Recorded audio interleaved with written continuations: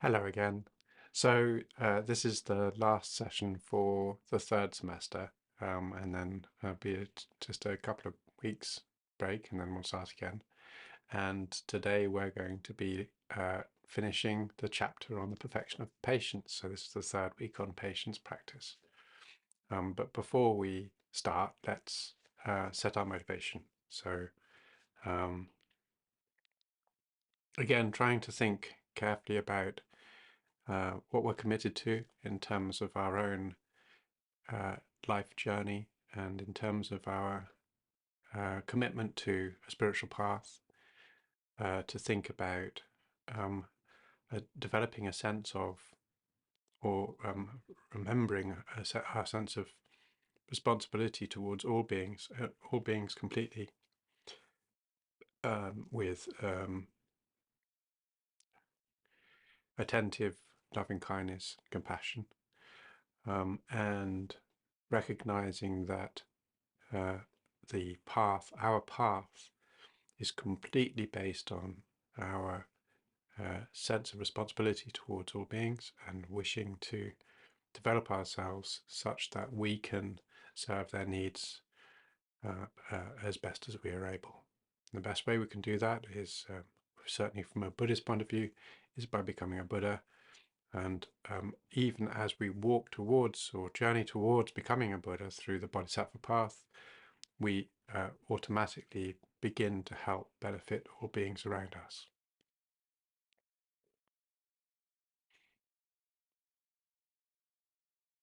Okay, so I think that's good enough. And really, it's good to try to think again. I've said this before, but I'll say it again: is to try and think about how this talk can inform us, and really make a difference in our practical, day-to-day, moment-to-moment life. In many ways, we only really ever have now. This is all we have is now. What's gone is gone. What's to happen is to happen.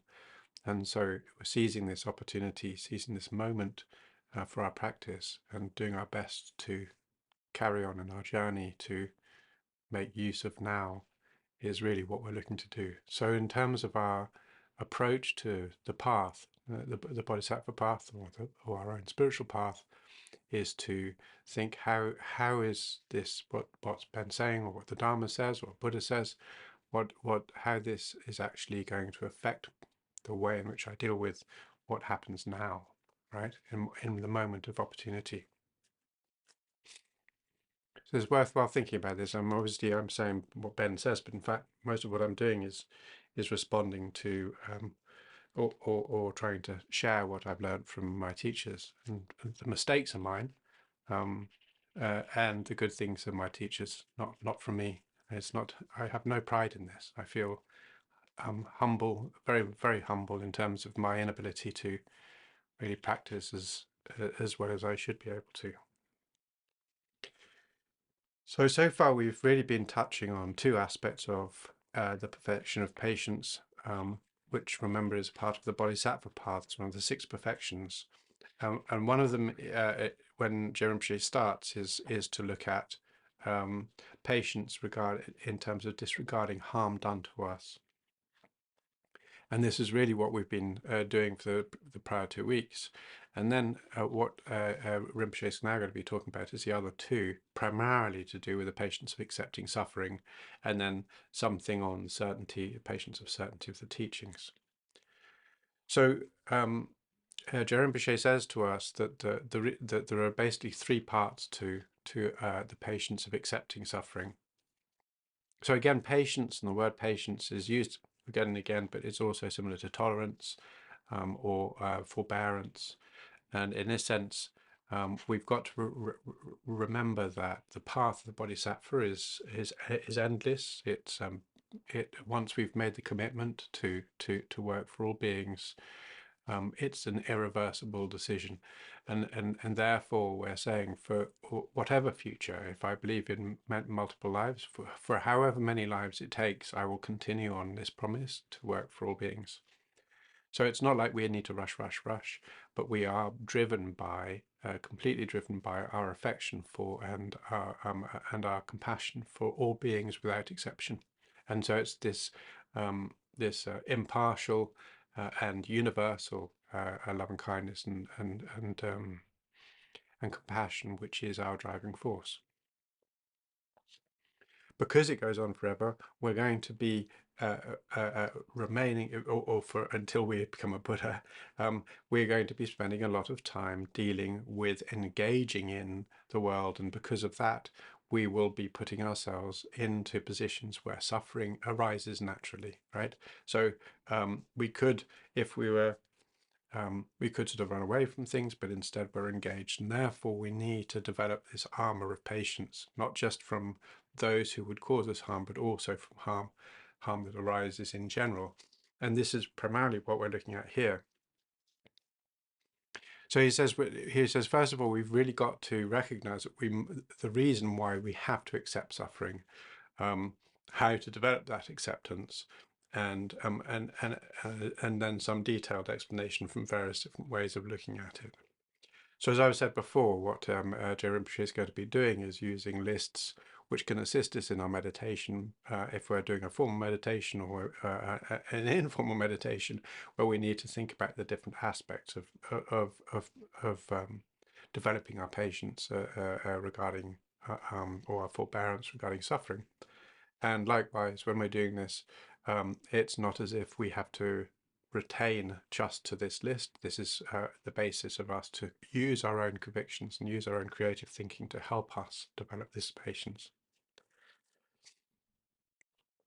So starting with why we must definitely accept suffering, Je Rinpoche cites Shantideva, who says the causes of happiness sometimes occur. So happiness sometimes arises, but suffering occurs frequently. And therefore,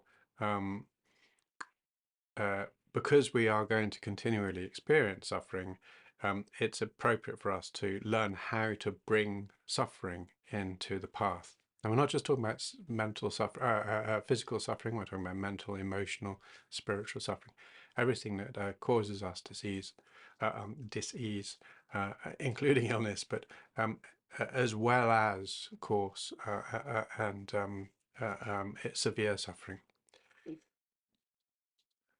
So the point is that we're going to try our best to take suffering, and rather than feel we have to run from it, we have to accept it, right? So this is the point. Rather than being furious about feeling suffering, is learning to accept it and use it as a part of our path.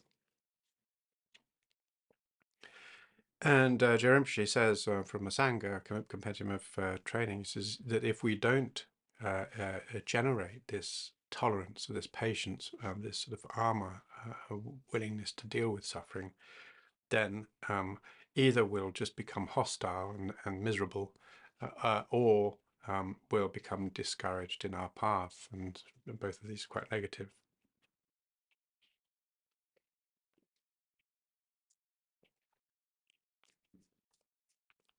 So he also says, Jeremy says, some suffering arises from others, some arises from just events, some arises from karma, some arises from our former actions, consequences of our former actions. All of these cause suffering, are causes of suffering.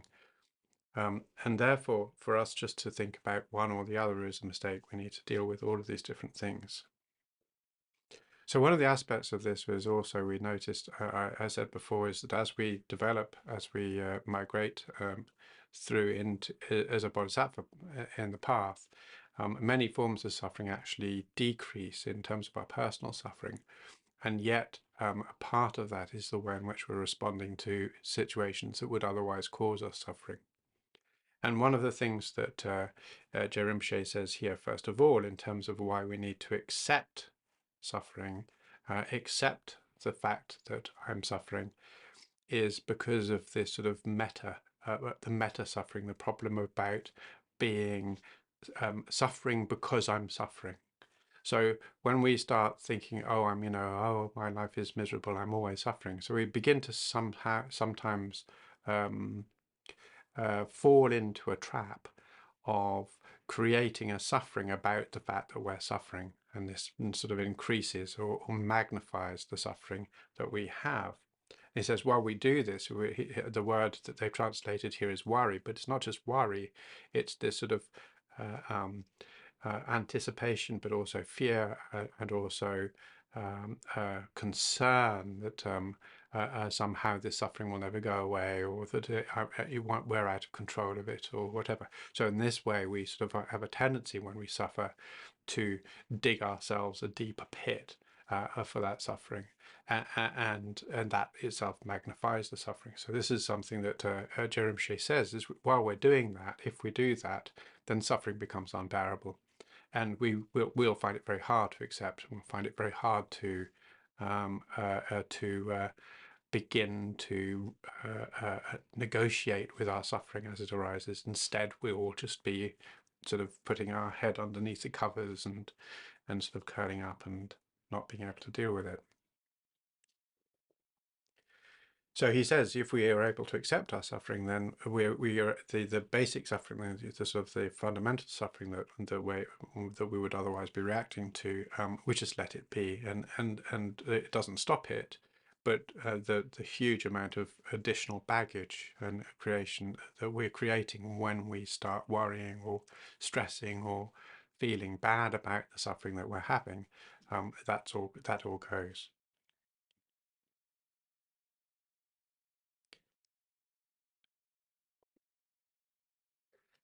And when he also says that not only that, but when we're going to be using techniques to take that suffering and turn it into the path, so we actually make use of the suffering in terms of the path, then that greatly reduces our response to the suffering. We begin to develop a new narrative, a new way of dealing with it. So it's not as if we can say, we can initially we can just remove all suffering that arises for us, but instead what we can do is to think about how we can really work on diminishing our response to suffering as it arises, just by changing our perspective to it. Better glasses.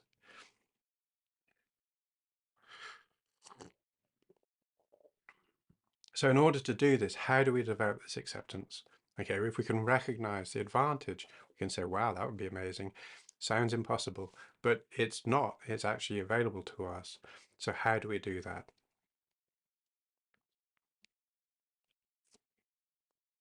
So he says there's sort of two parts to acceptance. One of them is to recognize or even reject this idea or this sort of belief or conviction that suffering itself is completely, absolutely unpleasant. So yeah, suffering is painful. It is pain. It is unpleasant, but being able to recognize that accept it in terms of saying that and it happens, it means that we're no longer sort of fearing it or running from it. We're losing its grip on us. So he says, for instance, one of the ways, and this is one that His Holiness uses a lot, which is this thing, one of the ways we can think about this, one of the many ways we can think about this, is to recognize that if I can do something about my suffering, then I should do it. If I can't do anything about my suffering, why should I be so concerned and just need to deal with it, right? So the point about saying if there's no point being displeased with something that I have no control over.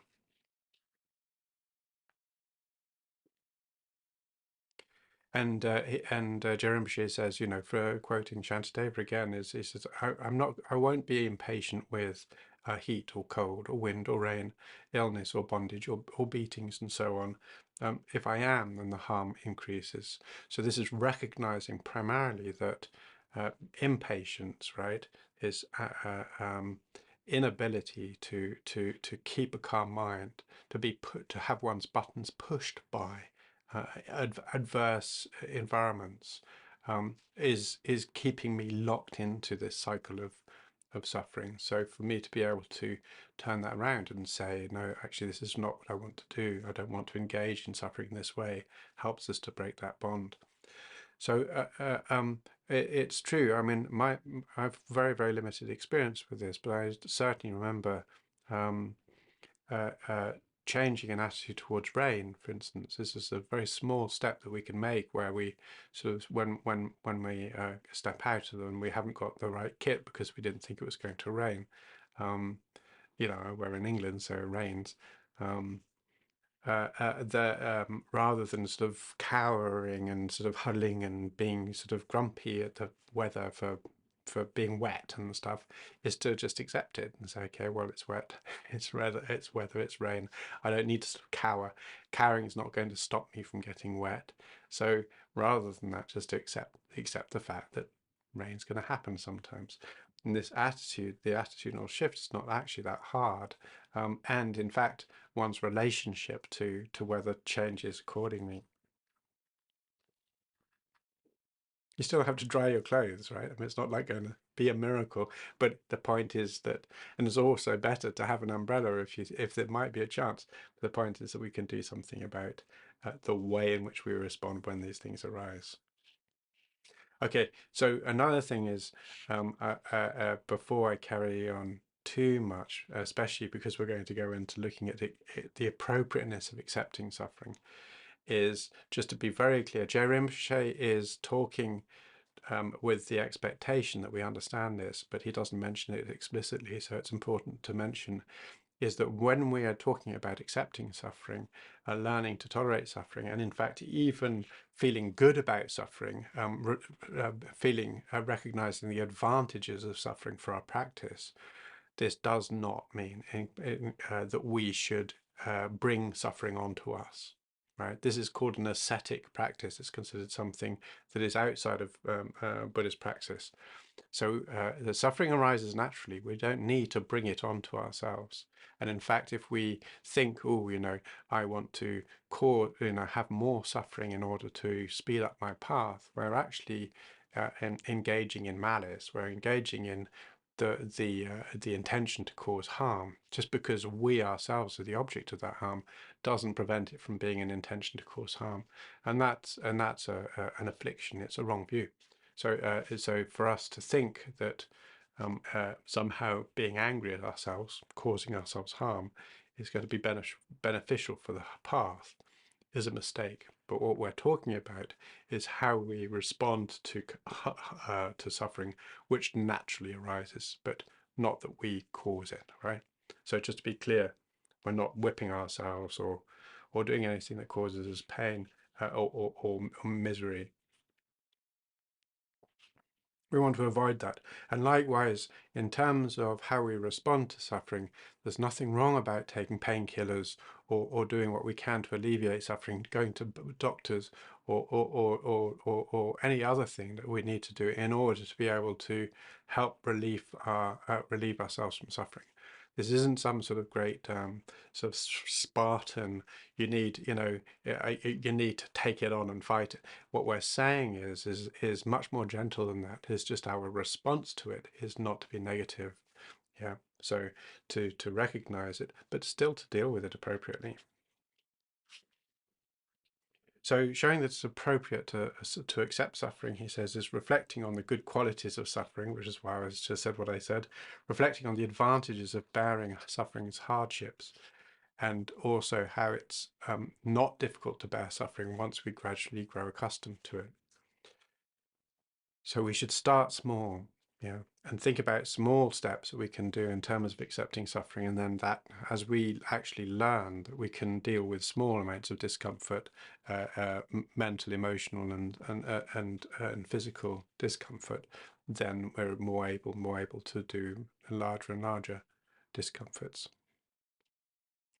So reflecting on the good qualities of suffering, and here Je Rinpoche has chosen to look at 5 good qualities of suffering. One of them is that it has the quality of spurring us into our path, onto our path to liberation. And he says this because suffering is the first of the 4 noble truths. Suffering is essentially what we recognize as being what we are determined to be free from. Yeah. So we recognize that suffering is what we all want. We all want to be free from.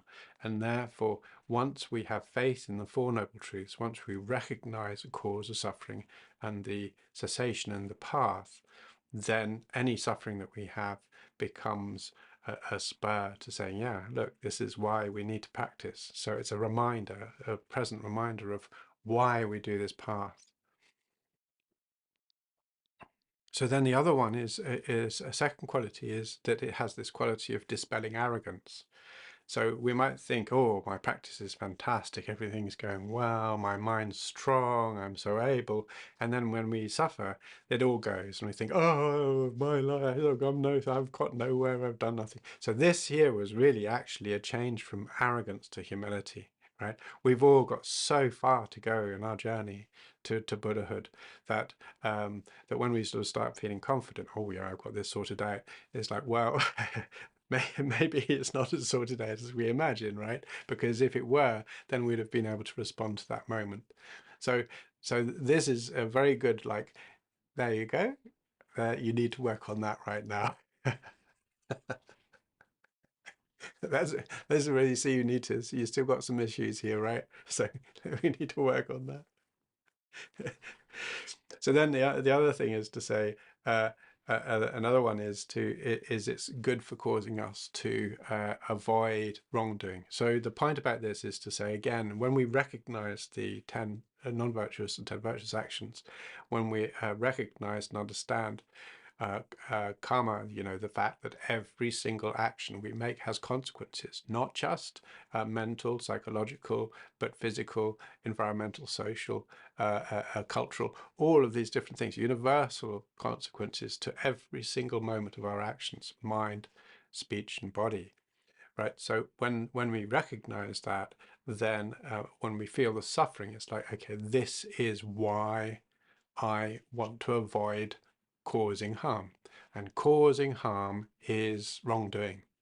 So wrongdoing, if you want to put it into one single sentence, is causing harm. Yeah. So all of these things, the 10 non-virtuous actions, are all about causing harm, causing misery. And if we're causing harm, then we're engaged in, and we're continuing to engage in the culture, if you like, of harm causing and harm receiving. So when we recognize that when we are feeling harm, we're feeling suffering, then it's like saying, oh yeah, okay, so this is why I do not want to cause suffering, right? Like that. And then again is the quality, the next one, the fourth one here, is the quality of causing us to cultivate virtue. And this is the flip side, which is to say, when we're tormented in suffering and are suffering, we were looking to see, we're wishing for the availability of happiness, right? And when we understand how our actions lead to both immediate and long-term consequences, then it's saying, well, what I need to do is to generate actions, work on actions which are positive, and then I can imagine then happiness will naturally arise, right? So it's not like this common idea that once I've got my house and I've got the car that I want, I've got the job that I want, I've got the partner or the family that I want, and everything's settled, then happiness will arise, right? Because that's not how happiness arises. It doesn't depend upon these things. It depends upon our mind.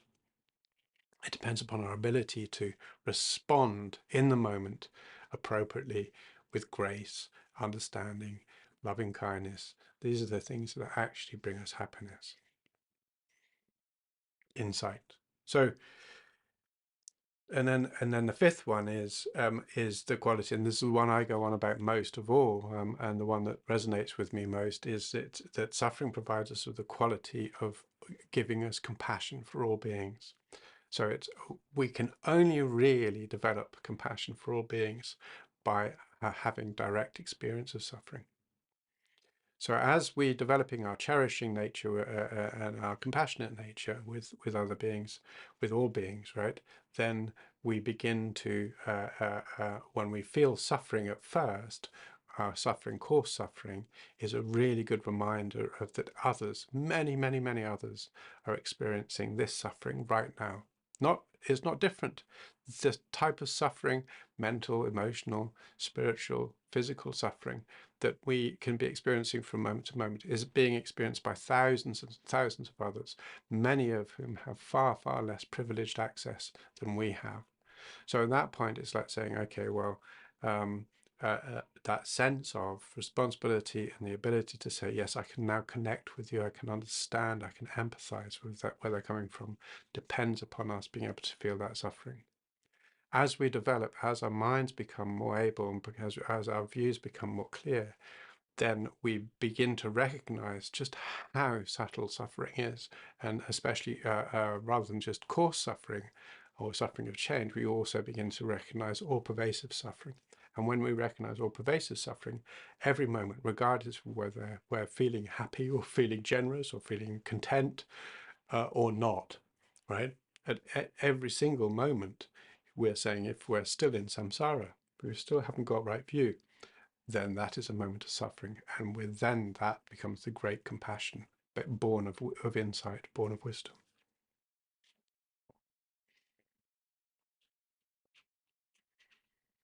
So then he says, um,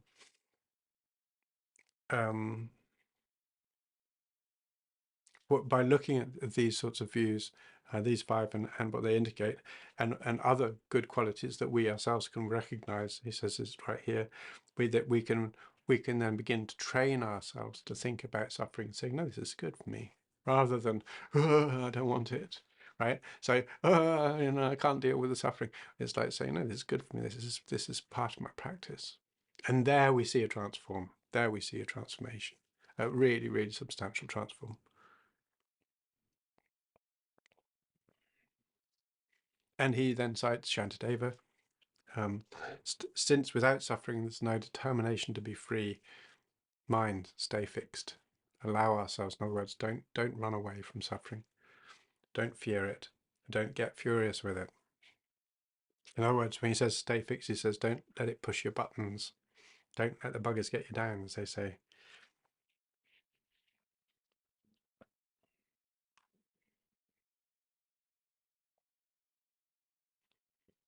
So this is some of the aspects of the good qualities of suffering, right? Then secondly is reflecting on the advantages of being able to bear suffering's hardships. So there are two of these. One is the ability, the crucial benefits such as enlightenment, and then there's also the idea of how it dispels, can help dispel really, really strong, immeasurable suffering. So first of all, looking at the benefits.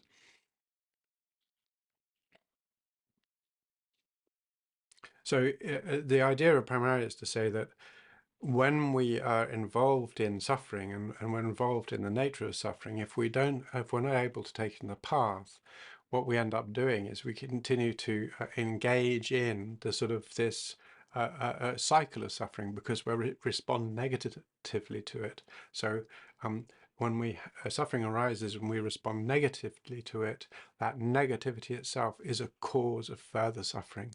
So we end up in this closed cycle, not just immediately, but also in the long term and culturally in terms of the way in which we affect others. So we spin out all of these different responses, spin out according to that sort of initial response to suffering as well.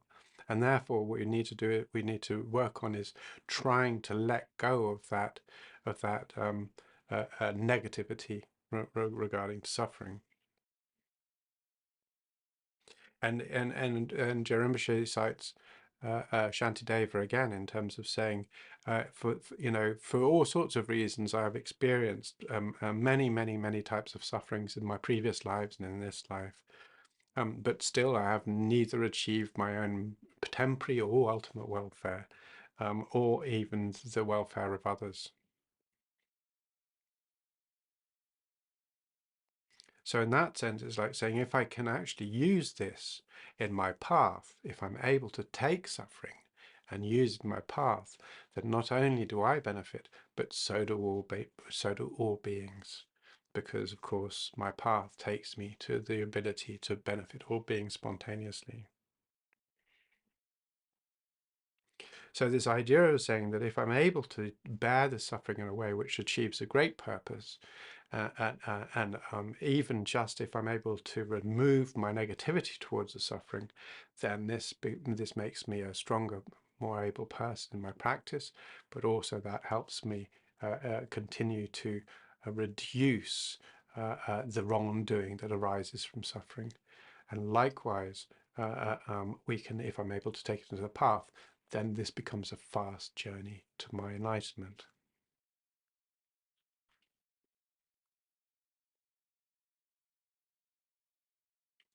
It says another way that we can also think about bearing suffering's hardships is to remember that actually there's a sort of the distinction between what seems to be a big suffering right now compared to a much, much larger suffering that one could otherwise be experiencing.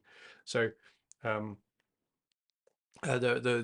example that that Je Rinpoche gives here is of somebody who's been sentenced to death, and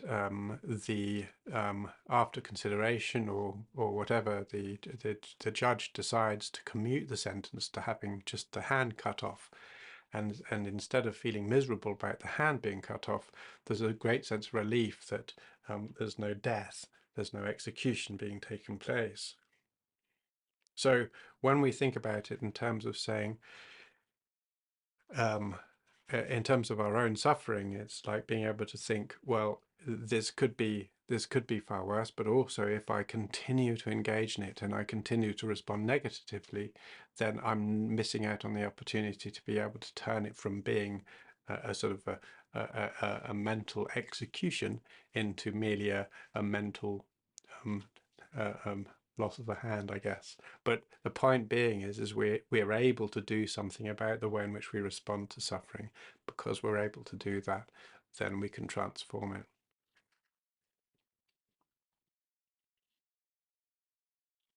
So then Je Rinpoche says, and this is the third of this particular section, is to do with how it's not difficult to bear suffering, even very, very intense suffering, if we start out small.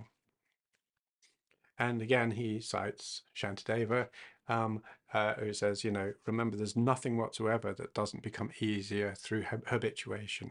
So if we start by becoming used to or being able to tolerate small harms, small discomforts, then later on we'll be able to deal with great harms as well.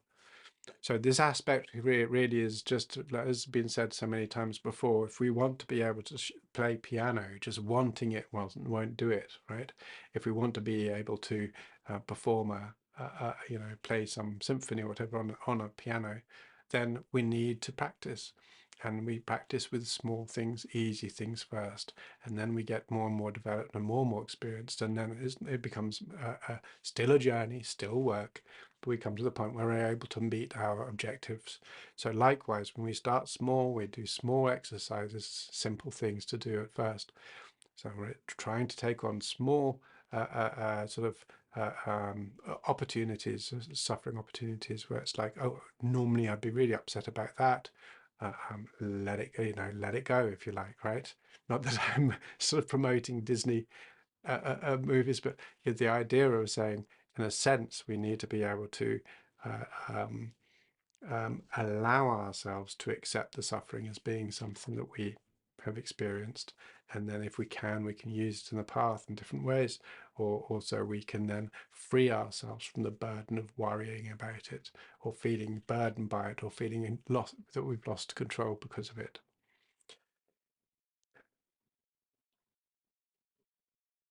So there's not just physical, we've also got this at an emotional or mental level as well. So the way in which we suffer is often sometimes we might not recognize it as suffering immediately, but the way in those things which burden us are sufferings in that sense. So we get burdened by something, and it's like, okay, well, we have to accept it. Sometimes what we find is we can accept something with the same sort of issue comes again and again and again, and sometimes we can bear it, and then there are times when we're tired or we're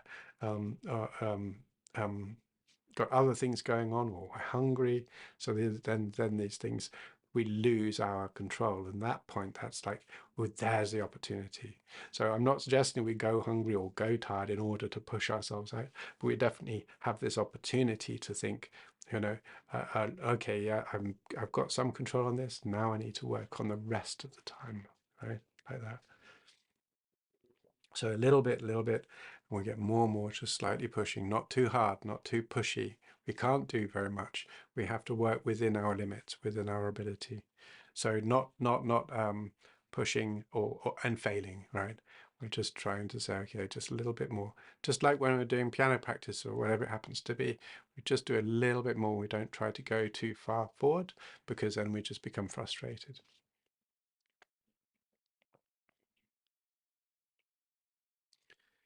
So he says, in this sense, we also need to, in order to destroy our afflictions, we have to develop a mind that is hard to defeat. So this is the point, remember, what we're trying to do is to have this robust armor where we're not allowing ourselves to be disturbed, mentally disturbed by what happens to us. Yeah? So this is why it's not just about malice and removing malice. It's also about strength and courage and ability to stand up to situations, our mental strength, our emotional strength, feeling able to be robust and to be able to plow through these things without letting them affect us or destroy us. And he says, Je Rinpoche says, we need courage that's firm and stable. We're not going to be able to accept suffering with a fragile mind. And he says, once we've even beginning to develop some degree of courage, so, fearlessness in terms of suffering, right? Even great, once we really begun to develop it, then we can even take on great suffering. And he gives the example of a warrior sort of in the field, in a war, in a battle. And he might see a cut or a wound that's inflicted while he's in battle. And rather than him going, oh, I can't deal with it, it actually makes him more brave, more able, more on task, more focused on his actions. So this way we can see that actually sometimes we can be emboldened by suffering rather than found weakened by suffering. And again, he says we need to be aware that whereas other people's to say he says also it says if we're like we have this idea of belittling ourselves and saying, oh, I can't do that. There's no way I can do this. And even if I have heard of it, I'm not able to do that. It's beyond my, I can try as much as I like, but I'm still never going to really be able to do that. So when we come in with this attitude, we're failing from the start. This is Je Rinpoche says this here. He says, and then also even a small suffering causes us to lose our path, causes us to just fall into another dark hole. So it's this idea of saying if we keep on undermining ourselves, then it is going to be very hard for us to develop this courage. So it's really important for us to try to allow ourselves and to give ourselves the opportunity to be a little bit courageous at first, not too timid. This is in terms of our response to suffering, right? Not in terms of going out in the playground or onto the street going, yeah. We're talking about how, we remember patience practice, right? So we're trying to work on being kind and considerate, gentle and good, doing what's appropriate, what's most appropriate in the moment for all beings, not fighting. So, but in terms of our suffering, to be brave with our suffering, accept our suffering, and use our suffering as our practice.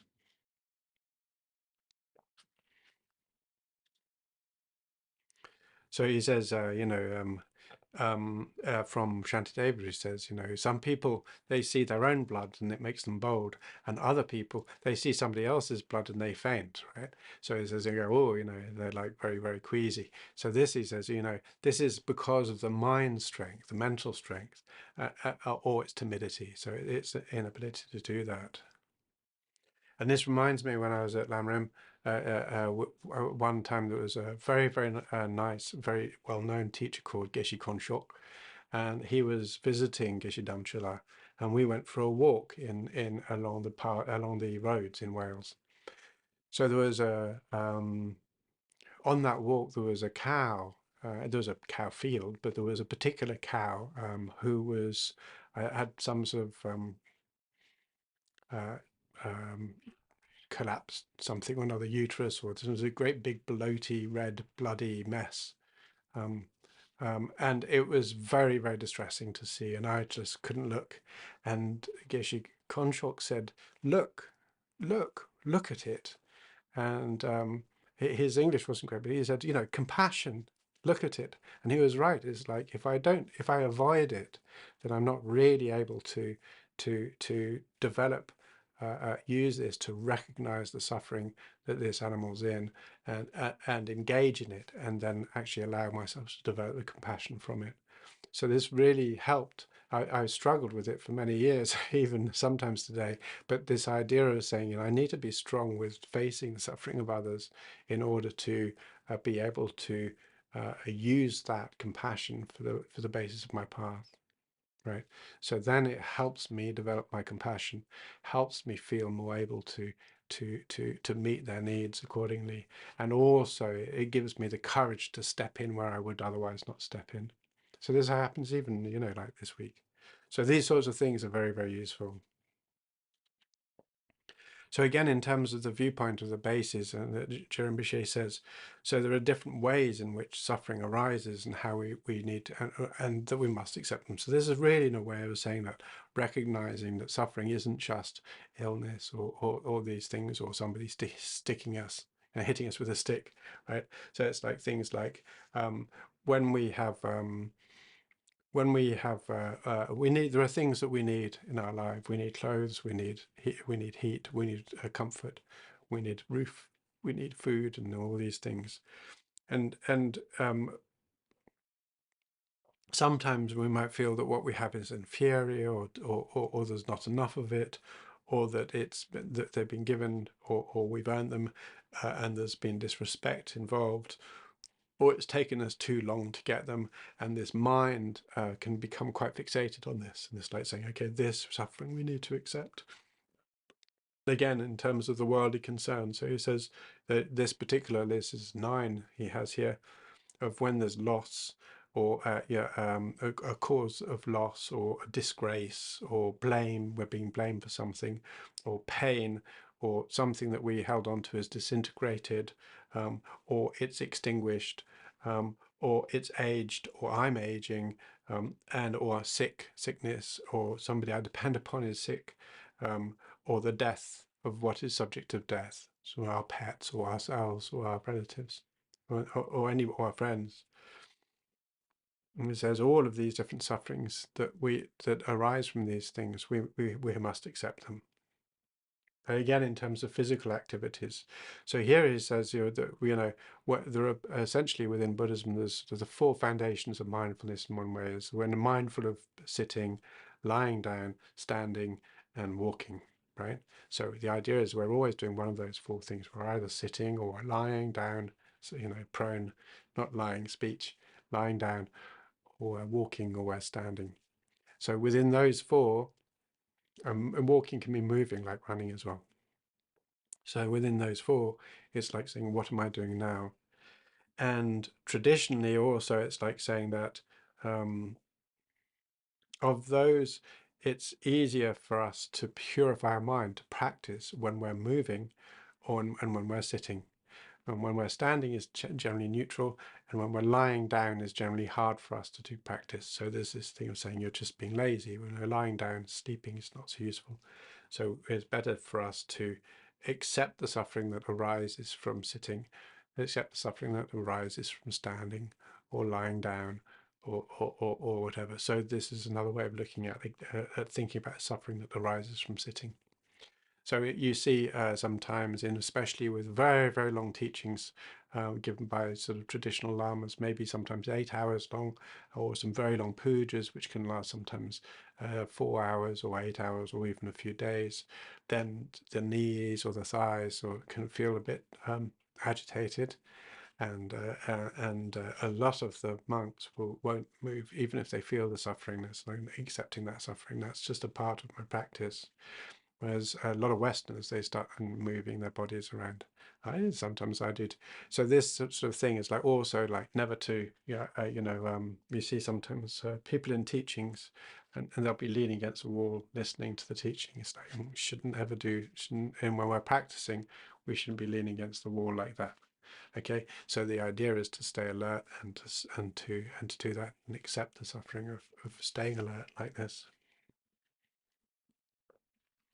So then also there are suffering that arises from our practice, and there are sort of in this way he talks about 7 different types of practice we do in our path.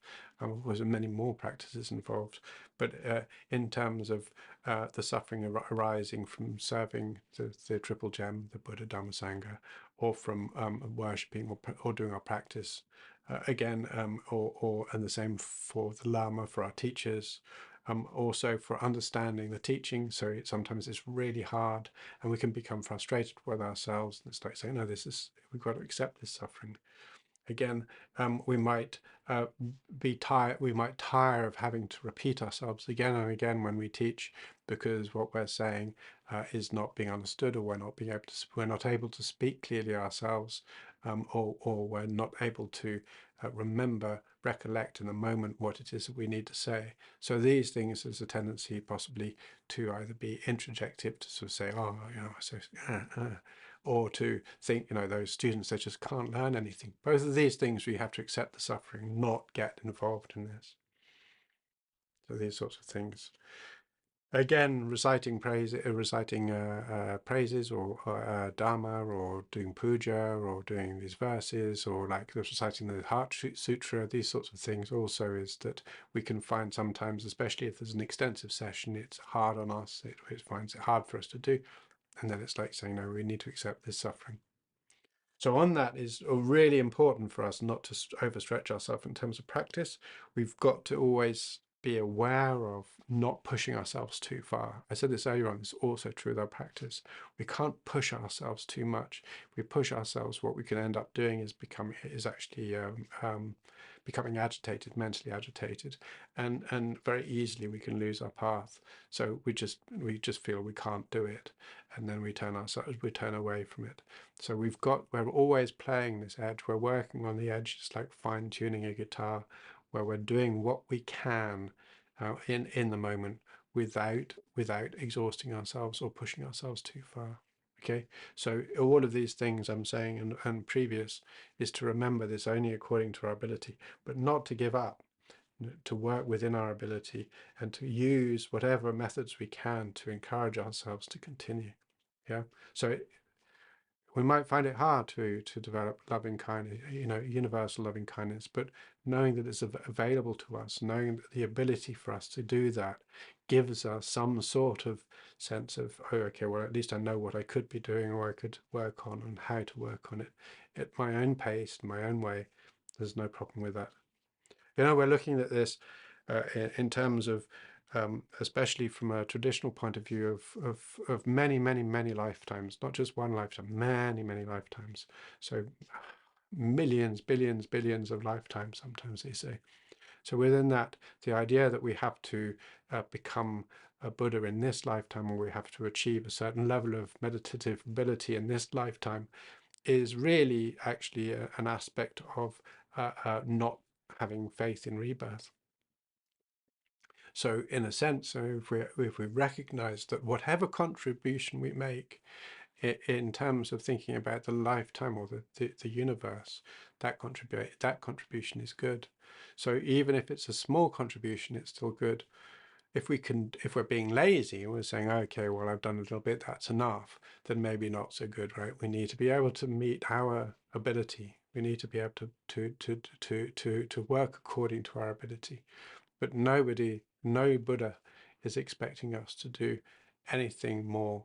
And again, like, we may make a mistake, we may do something wrong, we may feel like, we may have killed somebody, or we've had some terrible event in our lives, and we might feel, well, Buddhas don't love me anymore. Buddhas always love all of us. Always. We can always do our practice, whatever we've done. We cannot do anything, even if we criticize Buddha or whatever it is, whatever we feel that we've done, this problem is on our side, not on Buddha's side.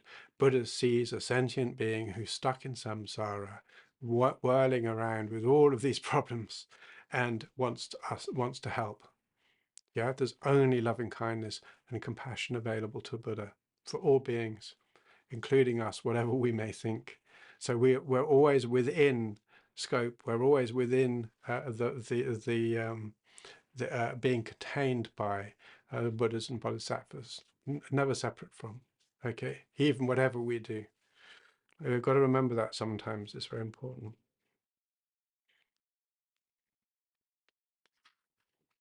And then Jeremshe talks about the suffering that's of living by begging, and he's talking about monastics, about how the many rules and regulations of being a monastic, such as having shaved hair and having patched clothes that of low quality and cheap dye, how we have to give up making our own money and depend upon begging and charity, how we have to give up sexual intercourse and give up dancing and laughter, merrymaking. And so on. So this is very much to do with the monastic tradition of the things that have to be given up and how we need to accept that suffering. So again, I think I've slightly preempted here, but he says accepting suffering is based on fatigue due to perseverance. So when we feel we've pushed too far and we feel this physical or hardship or mental disturbance, we need to accept that suffering. Say, okay, well, look, maybe I pushed a bit too hard here. Don't worry about it, right? So deal with that. And then also thinking about all the way in which we're acting for the welfare of all beings. Before we mentioned a while ago about how we need to look after the rich, we need to look after the poor, we need to look after those who struggle with the teachings, those who accept the teachings, all of these different things. So we need to, in terms of the ability to meet their needs and to assist them in their journeys, then we need to accept the suffering that arises from acting to benefit.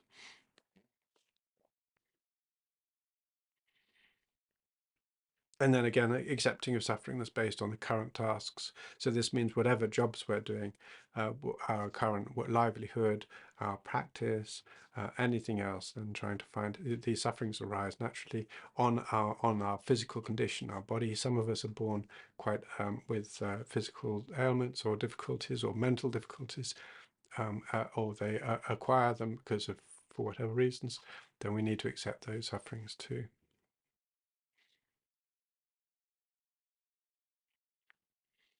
So this also, I mean, this is something to remember, that sometimes there are times that where we sort of we're not going to be able to accept the suffering. We're going to find it impossible, and we're just going to be completely governed by it.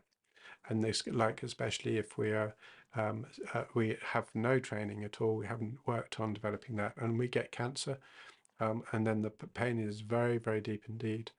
And when that happens, then it's really hard sometimes for us to be able to um, accept it in any way at all. Instead, we just, you know, go into a sort of screeching, a blind sense of lost suffering. And obviously, we if we have painkillers available to us, we can take them and so on. That can help sometimes, but the pain is very, very deep.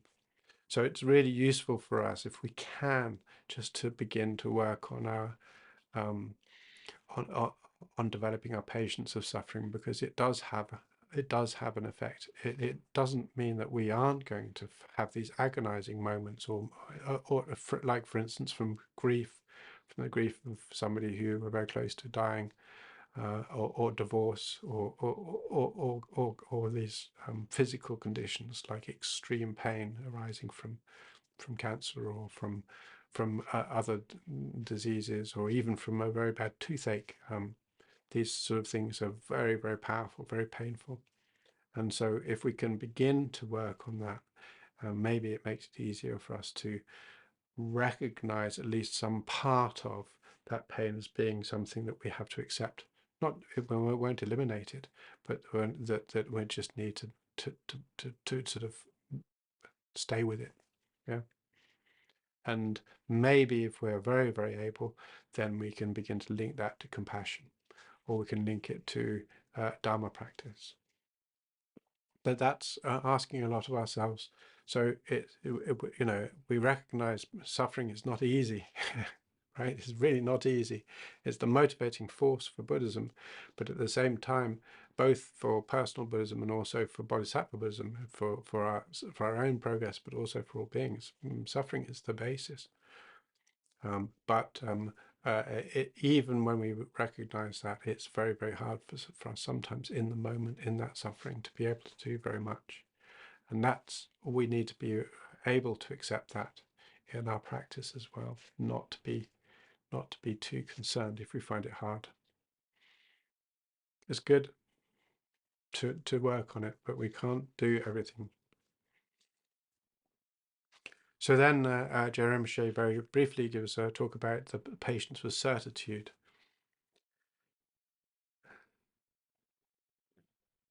And this primarily is recognizing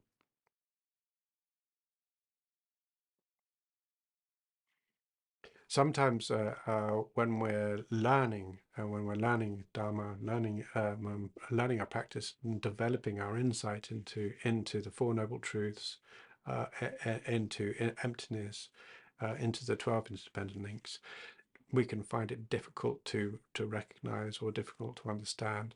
And so we need to be very careful to allow ourselves not to become dissuaded, yeah, not to feel unable to do this, but to give ourselves a bit of leeway, but also allow ourselves to continue to work on, continue to develop until we can develop this certitude. So once we are actually able to see these things clearly, then it becomes much easier for everything for us. So when we're learning the Dharma, it can seem sometimes quite confusing or difficult to understand how it all fits together, and it does fit together, and then when we're doing that, then it's hard for us to identify what we should be doing right now, or how to deal with a given situation. We can easily pick up, some ideas which modern cultural ideas, like whatever it happens to be, and miss the point. So then what we need to do is to allow ourselves to develop and continue to develop our understanding. And again, just like we were saying earlier on, there's this being sometimes we might feel that our understanding of Dharma is strong, and then we see something and it completely knocks us, right? So it's like, I didn't understand that at all. And rather than feeling upset or annoyed either with the Dharma or with ourselves, is to use this as a moment of humility again, right? And say, okay, well, that was arrogant of me, right? So we're working to cut my arrogance. So this is really useful. This has really helped me. I've cut through some of this arrogance, right? Like that. It's really, really useful.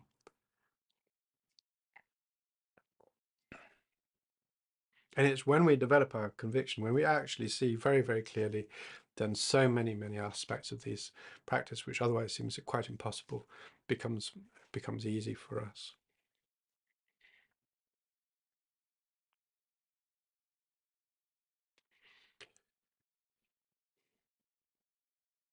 So again, Je Rinpoche says that remembering that the spirit of enlightenment, the bodhicitta, this mind of body is of enlightenment, citta is mind, the aspiration of the mind, the set on enlightenment, which is founded on bodhicitta, is founded on two, what appear to be two sections which are entwined together. One of them, known as relative or conventional bodhicitta, is this compassion, universal compassion, impartial towards all beings without exception, loving kindness and compassion, of saying, I am determined to work for all loving beings, for all sentient beings. And on the other is this insight, this clarity into the meaning of the Four Noble Truths, into emptiness, And these two together provide us with an understanding of suffering, the cause of suffering. And when we have that understanding, then we are able to, we're progressing in the path. So bodhicitta is not just the intentional, it's also the action, the activity that we're engaging in. And this wish is to develop this patience. A patience quality is available in all Buddhas and Bodhisattvas, is we wish to bring this about in all beings as well. So we're wanting to set an example. We're wanting to close down those narratives, these cycles of suffering that we find ourselves involved in, of causing suffering, being, also, or responding to suffering that comes our way, so that we're able to begin to step out of it. Stepping out of that cycle is what enlightenment's about.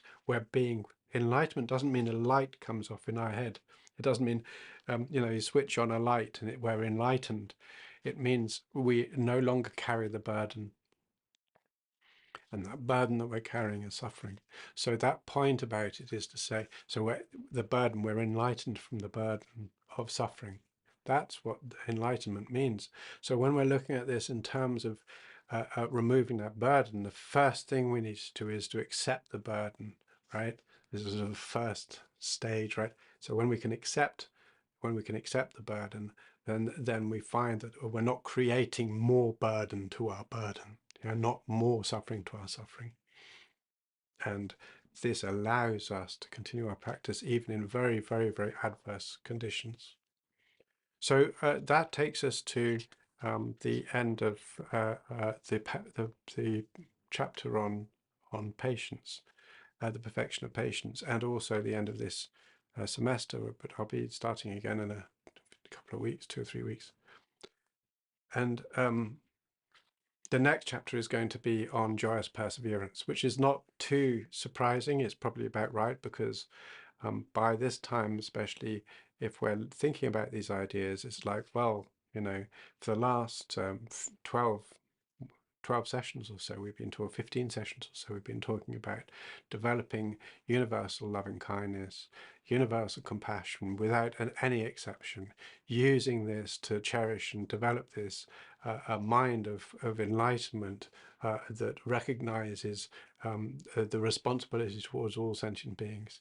Then perfecting generosity through our understanding of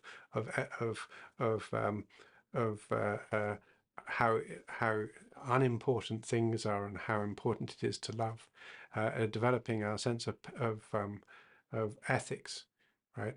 To work continually to be free from distraction in our path, to work from patience in terms of being able to tolerate any conditions that arise from us in our path. Yeah. So it's like, well, that's a lot. It feels quite overwhelming. So it's a good time for us to work on how to develop this confidence, right? The confidence I can do it, and I will do it, and I'm able to do it, and I shall do it, right? So this is what we're moving into now, is the perfection of joyous effort or perseverance. Okay. Otherwise, I'll see you next semester. Okay, so let's dedicate any benefit from this to our path, to saying I will continue to work towards using whatever opportunities I have available to me to develop my sense of bodhicitta, my bodhisattva aspiration, and my engaging as a bodhisattva until I become a Buddha, in order to, and completely for the benefit of all beings, who are always at the front of my mind. And if they're not, I also dedicate that they do become in front of my mind, so I can think of all beings in front of my mind.